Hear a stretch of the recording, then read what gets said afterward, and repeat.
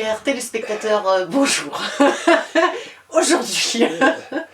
Alors, nos repas, ils sont assez simples. C'est des pâtes et une salade de crudités. Ça, c'est tous les jours.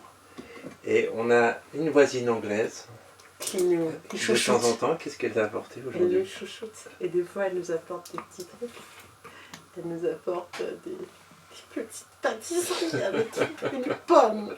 Une petite pomme, là, comme ça. Voilà, voilà, c'est trop bien. Une petite sauce aussi. Oh, et puis elle nous a apporté une petite sauce. Je sais, j'ai pas trop compris ce que c'était, mais si c'est un genre de goulash ou de... Oh. Voilà, comme ça. Et c'est les petits plaisirs de la vie.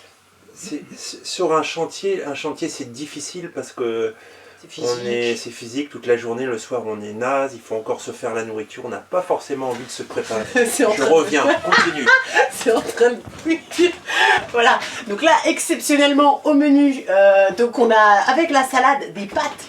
C'est incroyable, on va mettre des pâtes, mais grâce à la voisine, nous aurons une magnifique petite sauce à rajouter pour agrémenter. Donc je disais, sur un chantier, c'est important la nourriture, et d'avoir quelque chose de consistant, de plutôt bon.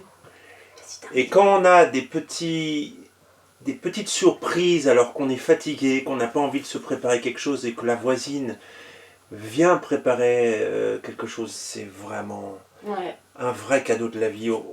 On ne mange pas pour le plaisir, mais le plaisir vient nourrir notre activité et nous donner de la joie. Notre morale, en fait, ça nourrit tout. La nourriture alimente le corps, mais aussi l'esprit, en fait. On se nourrit du plaisir, on se nourrit de la nourriture elle-même, et c'est sacrément... et ça fait vraiment... Réconfortant. Ouais, réconfortant, ouais, parce qu'il y a beaucoup de tension, le chantier, il faut penser à plein de choses, et là, en fait, on a pensé à nous.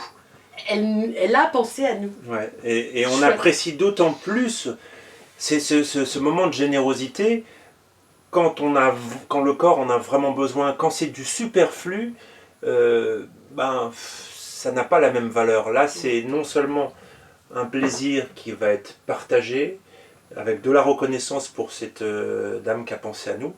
Et puis un grand sage m'a dit plaisir partagé et doublé.